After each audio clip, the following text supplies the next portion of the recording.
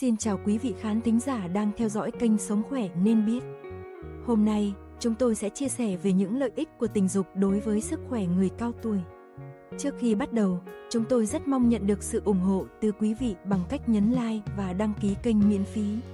Xin chân thành cảm ơn và kính mời quý vị cùng theo dõi.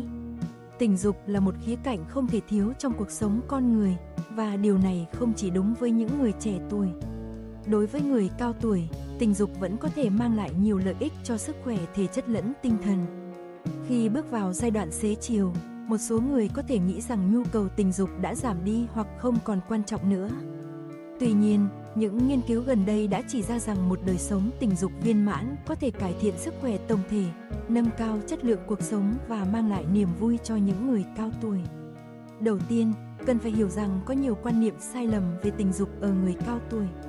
Một trong những quan niệm phổ biến nhất là tình dục không cần thiết sau tuổi 60. Trên thực tế, tình dục có thể mang lại nhiều lợi ích cho sức khỏe, từ việc cải thiện tâm trạng đến việc tăng cường sức khỏe thể chất. Một số người cho rằng người già không còn khả năng tình dục, nhưng thực tế là mặc dù có những thay đổi về sinh lý, nhu cầu tình dục vẫn tồn tại và có thể được duy trì nếu biết cách chăm sóc bản thân. Cũng cần lưu ý rằng, quan hệ tình dục có thể nguy hiểm cho sức khỏe là một quan niệm sai lầm khác. Nếu được thực hiện đúng cách, tình dục không chỉ an toàn mà còn có thể mang lại nhiều lợi ích sức khỏe. Khi tuổi tác tăng lên, cơ thể con người trải qua nhiều thay đổi sinh lý. Đối với nam giới, sự giảm sản xuất testosterone có thể ảnh hưởng đến ham muốn và khả năng cương cứng. Trong khi đó, phụ nữ thường gặp phải sự suy giảm estrogen sau mãn kinh, dẫn đến giảm độ ẩm âm đạo và có thể gây khó khăn trong quan hệ tình dục.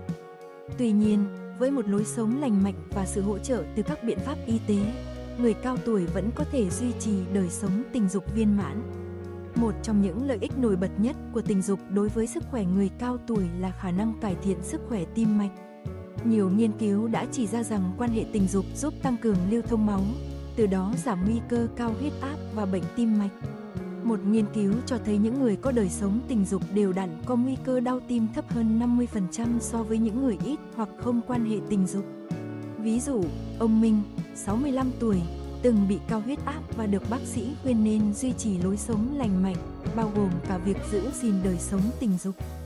Sau một năm duy trì thói quen này kết hợp với tập thể dục, huyết áp của ông đã ổn định đáng kể.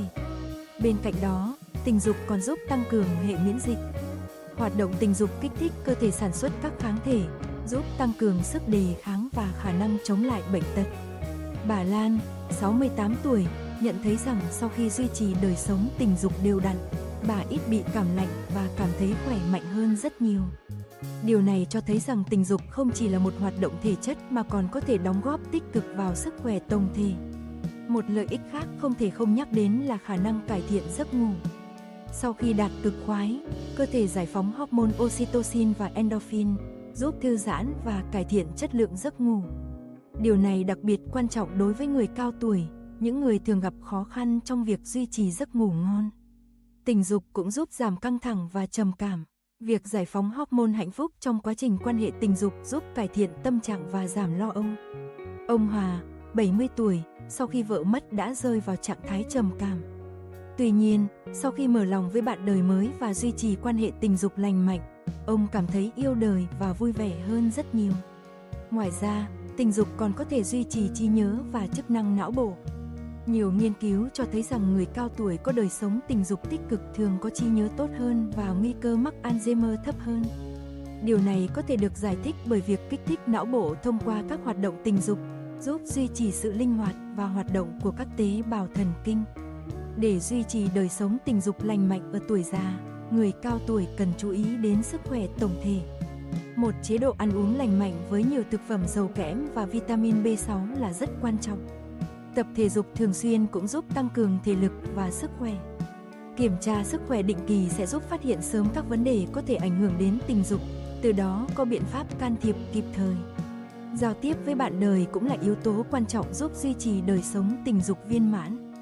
Việc chia sẻ cảm xúc và mong muốn sẽ giúp cả hai hiểu nhau hơn, từ đó tìm ra giải pháp phù hợp cho những thay đổi sinh lý. Đôi khi, chỉ cần một cuộc trò chuyện cởi mở cũng có thể giúp làm sáng tỏ nhiều vấn đề và tìm ra cách giải quyết hiệu quả. Tạo không gian lãng mạn cũng là một cách để giữ lửa yêu thương. Dành thời gian riêng tư cùng nhau, như đi du lịch hay ăn tối lãng mạn, sẽ giúp cả hai cảm thấy gần gũi hơn. Thử những điều mới mẻ trong đời sống tình dục cũng là một cách để làm mới mối quan hệ và tăng cường sự gắn bó. Mặc dù có nhiều hiểu lầm cần tránh, nhưng một trong những quan niệm sai lầm lớn nhất là sử dụng thuốc kích thích là cách duy nhất để cải thiện tình dục. Thực tế, chế độ dinh dưỡng và lối sống lành mạnh cũng đóng vai trò quan trọng trong việc duy trì sức khỏe tình dục. Một quan niệm sai lầm khác là người cao tuổi không nên quan hệ tình dục quá thường xuyên. Thực tế, không có con số cụ thể về tần suất quan hệ tình dục. Điều quan trọng là cả hai đều cảm thấy thoải mái và hài lòng với đời sống tình dục của mình. Cuối cùng, mãn kinh đồng nghĩa với chấm dứt tình dục cũng là một hiểu lầm cần phải được làm rõ. Với sự hỗ trợ của các biện pháp y tế và sự cởi mở trong giao tiếp, phụ nữ vẫn có thể duy trì đời sống tình dục viên mãn ngay cả sau khi mãn kinh. Tình dục không chỉ đơn thuần là nhu cầu sinh lý mà còn là một phần quan trọng của sức khỏe và hạnh phúc ở người cao tuổi. Duy trì đời sống tình dục lành mạnh giúp cải thiện sức khỏe tim mạch, hệ miễn dịch, giấc ngủ, tâm lý và trí nhớ. Quan trọng nhất, tình dục giúp người cao tuổi cảm thấy gần gũi, kết nối và yêu thương hơn với bạn đời. Vì vậy, đừng e ngại mà hãy tìm cách duy trì đời sống tình dục tích cực để tận hưởng tuổi già một cách trọn vẹn và hạnh phúc. Hãy nhớ rằng, trong bất kỳ giai đoạn nào của cuộc đời, tình dục vẫn là một phần quan trọng trong việc tạo nên niềm vui và sự thỏa mãn, giúp con người cảm thấy sống động và có ý nghĩa hơn. Cảm ơn quý vị khán thính giả đã dành thời gian theo dõi hết video ngày hôm nay. Nếu thấy nội dung hữu ích, đừng quên bấm like và đăng ký kênh miễn phí để ủng hộ chúng tôi nhé. Sự đồng hành của quý vị là động lực để chúng tôi tiếp tục tạo ra những video chất lượng hơn. Hãy nhớ nhấn đăng ký và ghé thăm kênh thường xuyên để không bỏ lỡ những nội dung mới mỗi ngày. Xin kính chào và hẹn gặp lại quý vị trong những video tiếp theo.